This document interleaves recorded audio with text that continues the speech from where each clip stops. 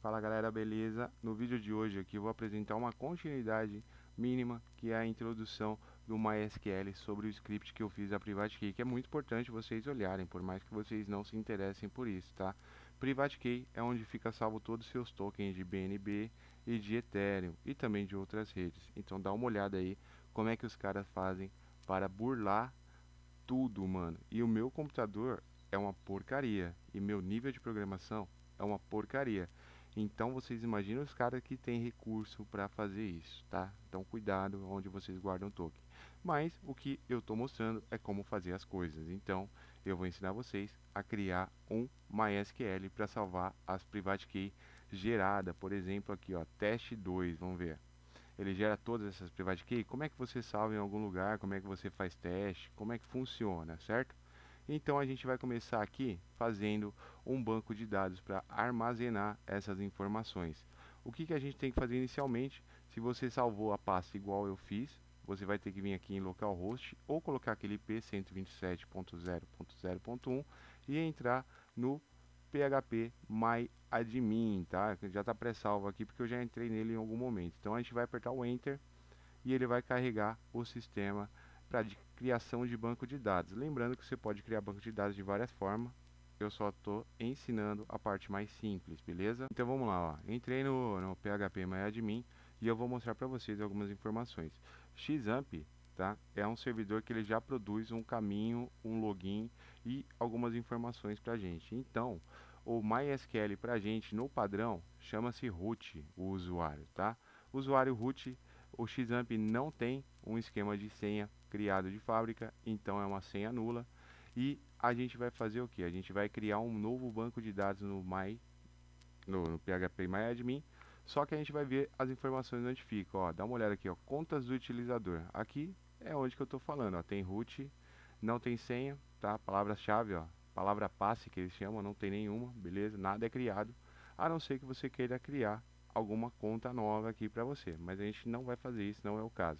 Primeiro ponto que a gente vai fazer é criar um novo banco de dados. O banco de dados ele funciona, para quem não entende, como se fosse uma planilha de Excel, que eu nem instalei nesse computador, beleza. O que acontece? Cada sheet, sabe aquela sheet do Excel, é uma tabela.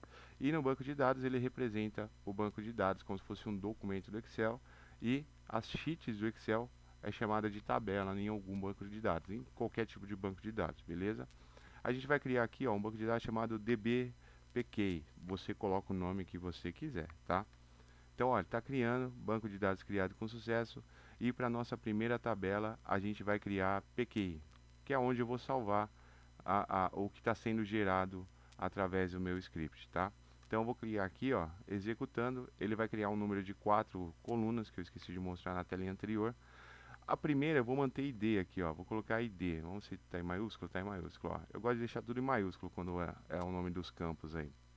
O ID, eu vou manter esse int, certo? E eu vou minimizar um pouco a tela aqui, ó, ajustar pra gente enxergar. Tá vendo aqui que tem o AI? O AI eu vou clicar aqui, ó. Aí ele vai deixar uma primária, certo? Isso aí é o meu padrão. Tem gente que não usa, tem gente que usa. Eu gosto sempre de deixar um ID aí para se eu precisar fazer uma subconsulta, alguma coisa do tipo, que se torna mais rápido, beleza? E eu quero o retorno agora dos meus public keys e das minhas private keys. Então eu vou escrever aqui, ó, PR de private key, certo? PRK, o nome que você quiser dar, e PU de public key, certo? PU key. Aqui eu vou converter para texto e aqui também para texto. Normalmente texto tem 255 caracteres, mas se eu quiser aumentar ou diminuir a quantidade de caracteres, eu posso representar aqui. Então vou deixar em branco, vou deixar livre.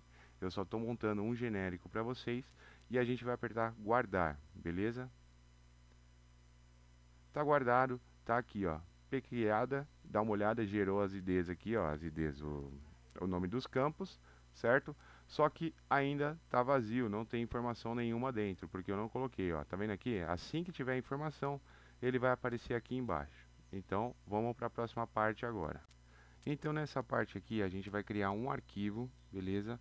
Para que o MySQL converse com o PHP e o PHP converse com o MySQL, que é o que a gente precisa aí para salvar as informações desta tela aqui, ó. Vamos lá. Desta tela no banco de dados, tá? Então a gente vai fazer o que? A gente vai criar um arquivo que eu coloquei o nome de conecta.php. O nome de arquivo, você coloca o nome que você quiser.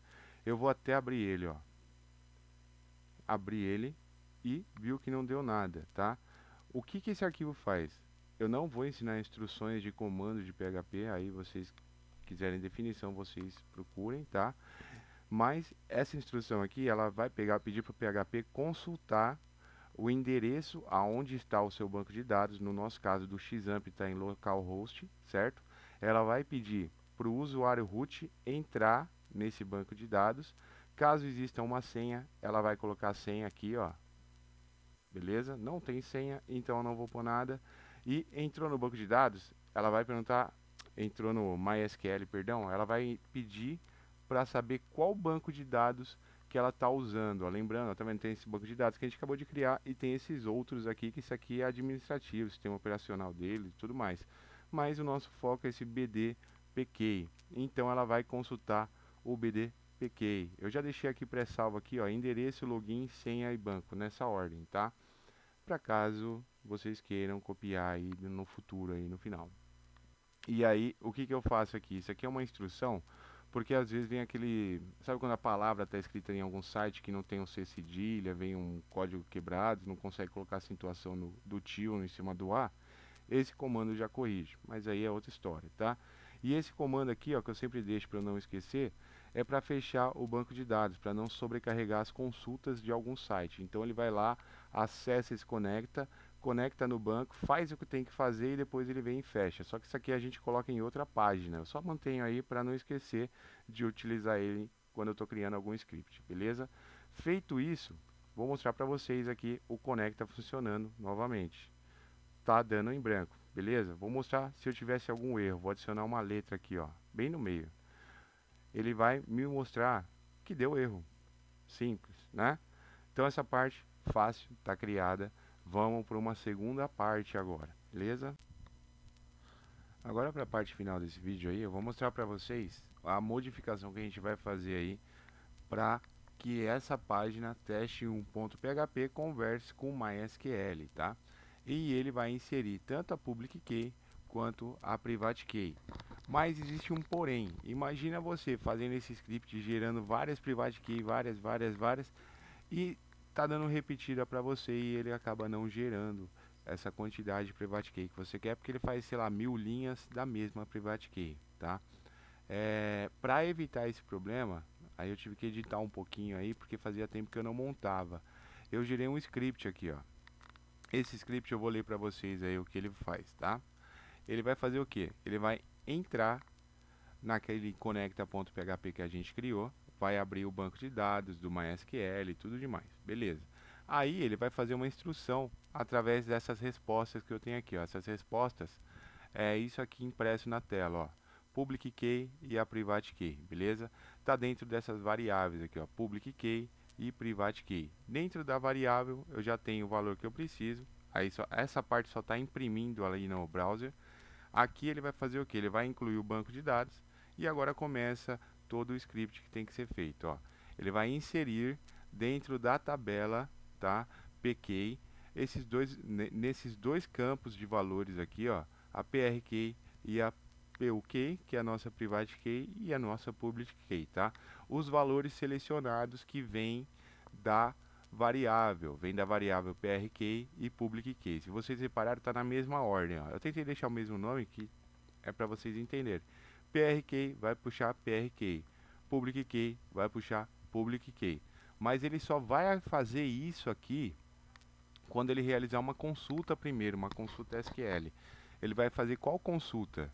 Ele vai fazer uma consulta de PK, que ele tem que retornar para mim um valor, certo?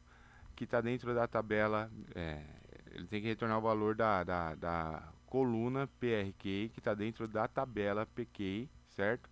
Quando eu consultar a PRK, que é a mesma coluna que eu quero, e o valor for igual a PRK. Então isso aqui é uma consulta de retorno, beleza? Aí, essa consulta de retorno tá ok. Se não retorna nada, ele não faz nada. Se retorna alguma coisa, ele retorna um 1, retorna o valor que está na frente, que teoricamente é esse mesmo valor.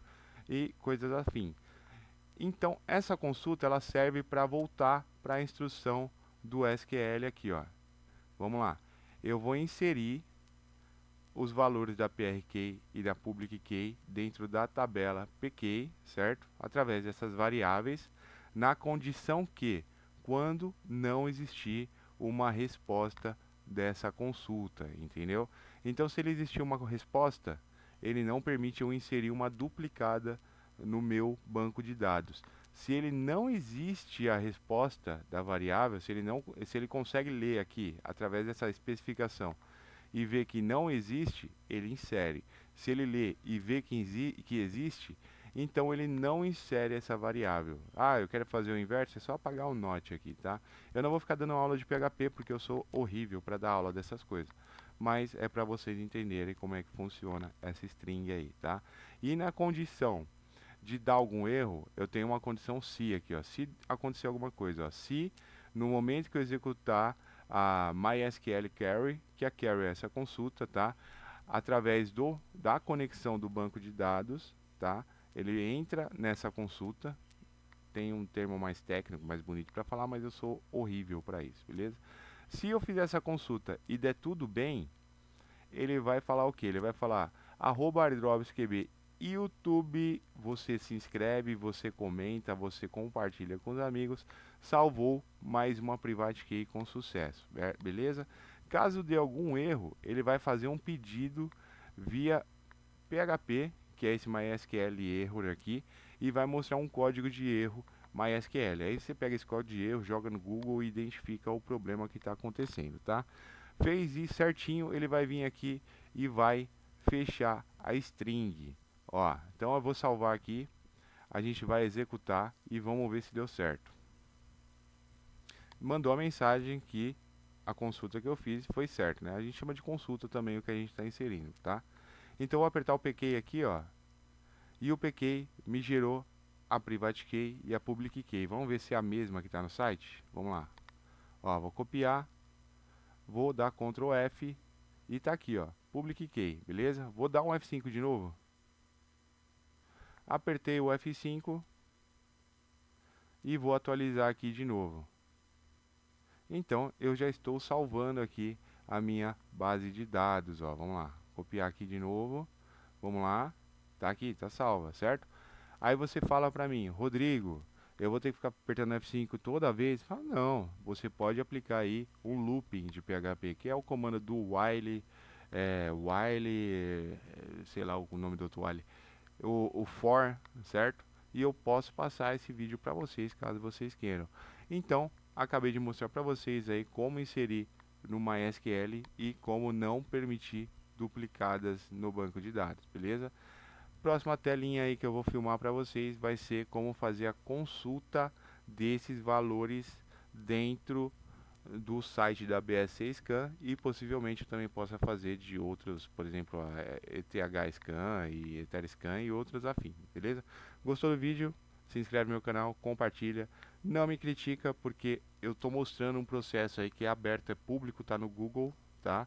E é para vocês entenderem que corre risco em qualquer lugar. A exchange, se ela falir, você não sabe onde fica a Binance, por exemplo, que é difícil ela falir. Se você deixar na sua public key, alguém pode fazer isso aí até o momento que achar a sua private key, beleza?